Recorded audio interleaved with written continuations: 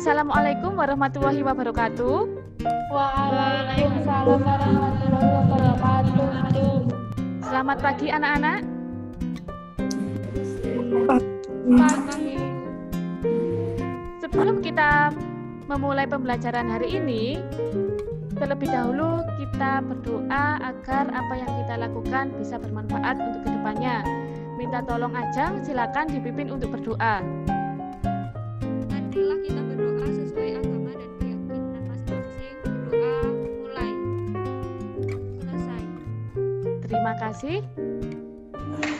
Ada yang tahu materi minggu lalu itu berkaitan tentang apa? Masih ingat? Materi minggu lalu tentang penjajahan bangsa Eropa di Indonesia. Terima kasih Ajeng. Hari ini kita akan belajar tentang dampak penjajahan bangsa Eropa di Indonesia. Seperti yang dikatakan oleh Ajeng, materi minggu lalu tentang penjajahan. Jadi sekarang ini kita membahas dampak dari penjajahan tersebut. Saya akan share ini tujuan pembelajaran kita. Ya. Tujuan pembelajaran kita hari ini adalah kita mempelajari tentang dampak penjajahan bangsa Eropa di Indonesia yang meliputi dampak politik, ekonomi, sosial, budaya, pendidikan yang nantinya kalian juga akan bisa membuat infografis tentang hal tersebut. Kemudian, sebelum saya memulai ke pembelajaran inti, ini ada persepsi dari saya. Ada yang tahu ini gambar apa? Apel. Ya, ini gambar apel. Kira-kira letaknya di mana? Alun-alun Kota Batu. Ya, benar sekali. Itu mungkin yang sini alun-alun ya.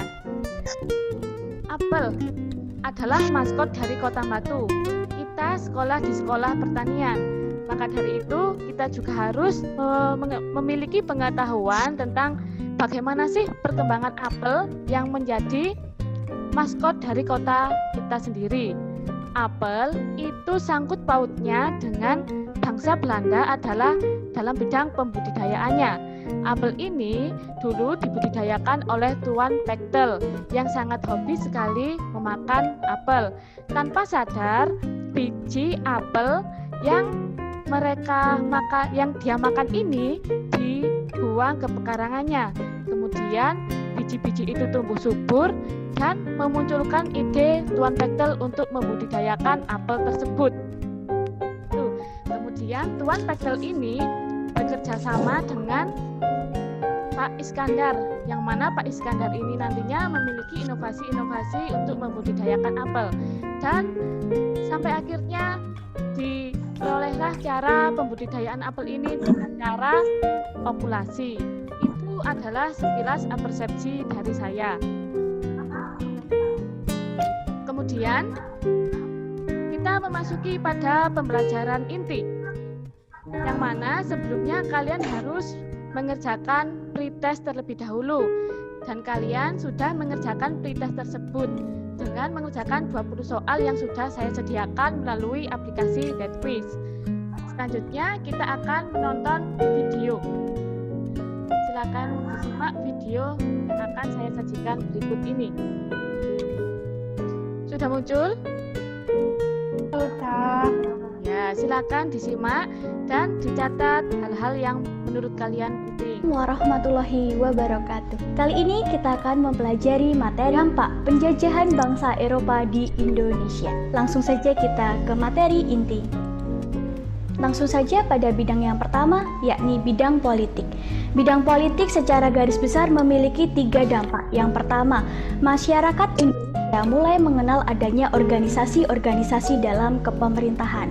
Perlu Ananda garis bawahi, ketika penjajahan bangsa Eropa datang ke Indonesia, Indonesia ini pemerintahannya barulah mengenal adanya sistem kerajaan, sehingga mereka belum mengenal seperti saat ini. Nah, ketika masuknya bangsa-bangsa Eropa atau bangsa-bangsa Barat, khususnya ketika penjajahan Belanda, mereka mengenalkan adanya pemimpin dalam suatu struktur pemerintahan, yakni gubernur jenderal paling tingginya. Lalu nanti di bawah gubernur jenderal nanti akan adanya departemen-departemen bidang kehidupan yang membantu dari gubernur jenderal ini dalam melaksanakan kepemerintahannya. Contohnya ada departemen kebudayaan, ada departemen Dalam negeri ada Departemen Ekonomi, ada juga Departemen Kehakiman, seperti itu. Lalu yang kedua, masyarakat Indonesia pun juga mengenal adanya jabatan pemerintahan. Ketika masyarakat Indonesia sudah mengenal adanya pendidikan yang dibawa oleh bangsa Belanda ke Indonesia, mereka mulai bisa bekerja dalam ruang lingkup pemerintahan. Namun perlu digarisbawahi, untuk pemerintahan pusat masih dipegang oleh orang-orang dari bangsa Eropa, khususnya bangsa-bangsa Belanda. Sedangkan untuk orang Indonesia hanya diberikan struktur jabatan yang kecil seperti kayak bupati, wedono, dan juga patih. Yang ketiga, sistem penggajian yang sampai saat ini juga masih kita rasakan ya, bahwa beberapa struktur pemerintahan itu mendapatkan gaji tidak dengan uang, tapi dengan tanah lungguh atau tanah garapan, sehingga masyarakat Indonesia ini diberikan tanah yang nantinya bisa digarap oleh mereka untuk mendapatkan uang seperti itu. Jadi tidak secara langsung mendapatkan gaji. Dari video tersebut, apa ada yang ditanyakan? Ada, Bu. Silahkan. Di Kota Batu, apakah ada bangunan berinfrastruktur indis? Ya, pertanyaannya bagus sekali. Ada yang mau menjawab sebelumnya? Temannya, ayo. Sepertinya ada di dekat rumah saya ada hotel. Soalnya hotel itu seperti bangunan Belanda. Dia rumahnya Dani di mana?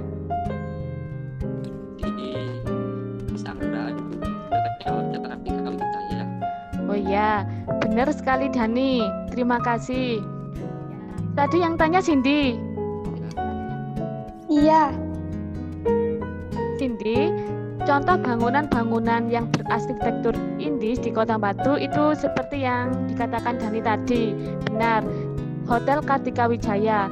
Hotel Kartika Wijaya itu juga merupakan peninggalan Belanda yang berarsitektur indis. Di situ sekarang ini sudah dimanfaatkan sebagai hotel yang bisa disewa untuk umum.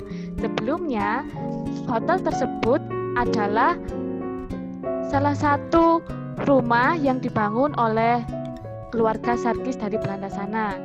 Jika tidak ada pertanyaan lagi, silakan ada yang mau untuk membuat kesimpulan pada pertemuan kita hari ini?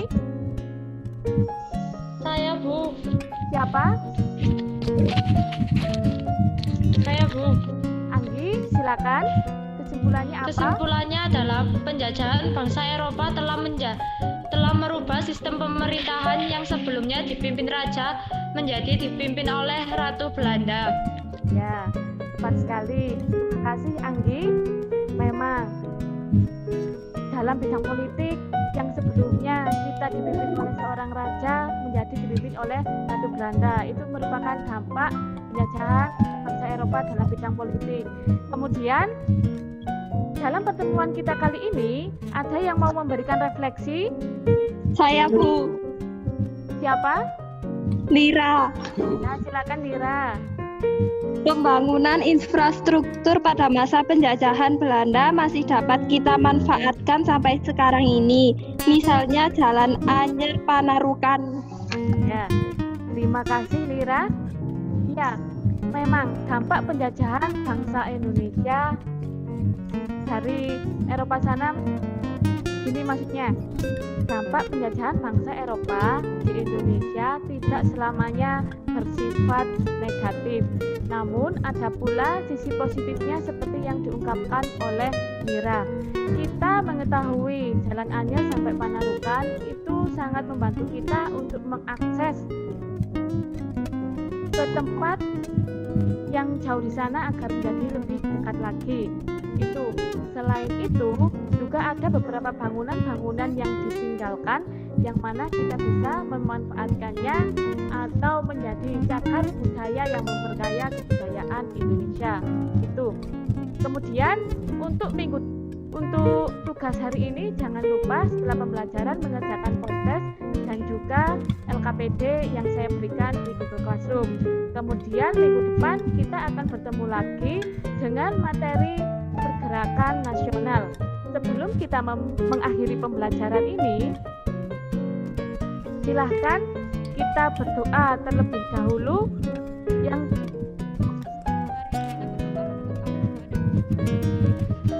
mulai.